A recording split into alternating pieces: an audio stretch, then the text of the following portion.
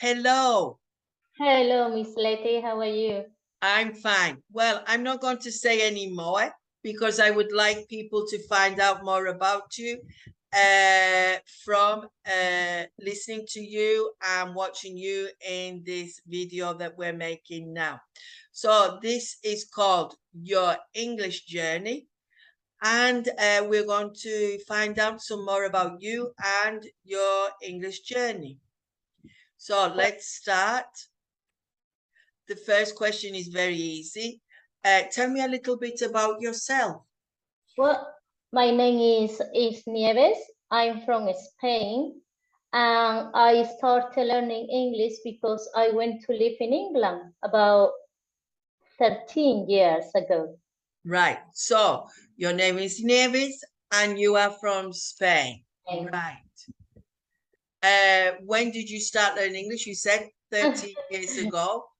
And you went to England. Which part of England did you go to? I went to Cheltenham. I don't know where that is. Is it in the south? It's in the south. It's south. Yes, I try to remember. So it's a couple of hours away from London, no? I think. About 3 hours and a half from London. It's close to Oxford. Okay. Yeah, to give our viewers an idea. Yeah, so you went to Cheltenham. It's about 3.5 hours away from London, and it's near the famous city of Oxford. And can we ask you why you went there? Well, my previous husband, my ex-husband, had to move there for work, so I just went with him. After 1 year living in there, I started working from McDonald's. I started my experience talking English, learning English, talking right. So before then, you didn't know how to communicate in English before you went? I didn't speak English at all. Nothing. Wow. Not even hello. Right. So that can motivate our listeners, no? That everything is possible. So when you went to England at the very beginning, what was your experience? Positive, negative? I think it was both positive and negative. It was negative from my point of view because I felt very unconfident. I was really nervous. I didn't want to go to shopping or talk to anyone. But people over there were so nice to me. They were patient. They could listen to me carefully, try to explain everything to me. So it was positive for people. They were very nice to me all the time. So I'm happy about that. That is a good thing. I am just thinking now, I am going to say the reverse because I came here without speaking a word of Spanish. It was part of my job description not to be able to speak Spanish. And I'm not going to go into that why. And I remember when I used to go to the shop, Nieves, I used to use my finger. And because I'm talking more than 40 years ago, and I used to go to the corner shop, and if I wanted some deodorant or some shampoo or something, I would smile. I use my smile a lot, and I would point with my finger. So I had quite an amusing time to start with without speaking a word of Spanish, right? So I know the feeling a little bit. So we've just done that one. So your first experience was actually when you were in England. You had no other experience, maybe at school, no? But on my time in school, they didn't teach English at all, to be honest. It was just about 1 hour per week, and that's it. And the teachers used to speak Spanish anyway. So maybe they used to show us some word, a little word, but not even a sentence. So I didn't remember anything from school. Okay, so we're saying 1 hour a week at high school, vocabulary, no sentence structures. So really, you didn't have any help for when you physically went to England, no? Nothing at all, to be honest. So, as you said, you were in England. You spent how many years there? 7. 7 years. So I suppose little by little you started to learn how to speak. Well, yes, but it's just about talking to people. Yes, talking to people, watching TV, listening to the radio, the news, BBC, and that's how I started to understand and speak. Right. So I will compare myself to you, but for Spanish, I went to my job, and as you know, I didn't speak any Spanish, not a word of it. Well, maybe I could say hola, adios, and a few more things. That's it. And I spent all my day with English, all my working day. And also, I found another person there who spoke English. So I used to go out with her. And if I wanted to, I didn't mix with Spanish people, believe it or not. So, as you said, I used to watch the television at night. I used to watch Spanish series, and I didn't understand the word. I was just watching the images. I would listen to the radio in the kitchen, maybe, and slowly but surely, you start to recognize words, no? I imagine. But you don't feel that very confident, no? And people, depends who you are with, they are helpful or not. So now in your life, we now know that you know English. Which is your strength in English? I think my biggest strength in is reading and comprehension. Reading and comprehension is reading and comprehension. Yeah? Yeah, I feel more confident reading a book or a newspaper than talking to people, to be honest.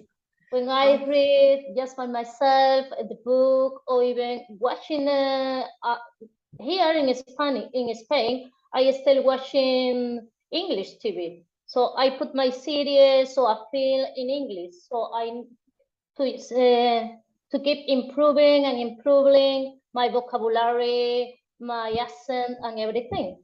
Right. So I'm a bit the reverse, because I watch television in English for the simple reason I don't want to forget my English. It sounds a bit silly, no? But if I'm away from my country for more than 36 years, I remember talking to my mother and I go, oh, Mama, I can't think of how to say this to you. And I had to explain the situation. And then my mother gave me the word. And I'm talking before internet and things like that. So it got really confusing sometimes because I was forgetting my English. Right. So what impact does English have on your life? Oh, I think it impact in so many ways. I feel more confident now that I can speak English that I was feel before. You know what I mean? Even when I go now, when I travel abroad, I feel more confident because I can express myself, I can understand. Also, my experience in England, it was so good for me. I met really nice people. It makes me feel more, I don't know, just not confident, but strong, more strong in for myself, you know. Yeah. You know so what I you mean? developed as a person. You developed a person. So it was a very positive experience. Now, some people could have the reverse because it depends which part you go to, if you are lucky or unlucky to meet certain people. So this is very important. Your luck in life, your destiny, and things like that. So you were lucky. It helped you develop as a person, to grow, and you feel confident in that. Now, what goals do you have now in English? Well, I want to keep studying English. I want to improve my vocabulary, my accent, my comprehension as well. I want to do my exam for C1 in a couple of months, if it's possible. Just learn. So to carry on with your journey. I carry on because I love English. I think that when you, as fast as you know, you like it better. So you just want to carry on, no more, get better, talk to English people. So you said you want to keep improving. And how do you think you're going to achieve this? Well, I'm going to keep studying. Normally I had, I can't hear you. Yes, it's okay. So, okay, I come at home. I have so many different books from English, so I try to keep reading every day a different book. Get into internet, so I can find all the words, the sentence, the rules, and then I try to study them every day a little bit. And I still watching films and listening English. Right. So to say to our viewers to motivate them, I don't like the word study. I like the word immerse yourself into English. I prefer that one because if you say study, people go, ooh. Oh, yeah. And also, when people say, I want to learn English in 3 months, 6 months, and I want them to realize it's a life's journey if you like it and depending what you want it for, no? So to finish, Nieves, what little pieces of advice could you give to our viewers to motivate them to start or to keep going on their journey?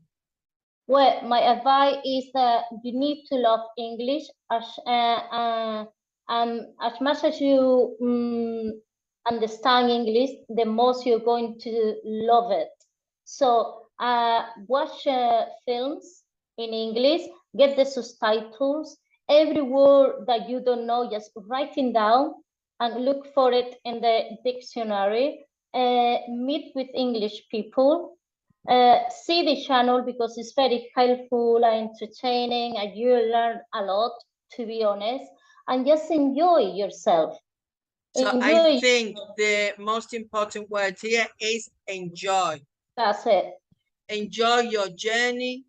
Do things that you like, but at the same time, you are still opening up new horizons to learn more things about English. Well, Nieves, thank you for coming. I just wanted it to be a short video and to motivate our viewers, our listeners, to start their journey or to continue with their journey because it's like a marathon. It doesn't happen overnight and you just need to keep going. It takes time, but it's enjoyable. It's a very and nice also experience. you can do it. Many people have done it. Right then, say goodbye to everybody and see you. Bye. See you. Bye.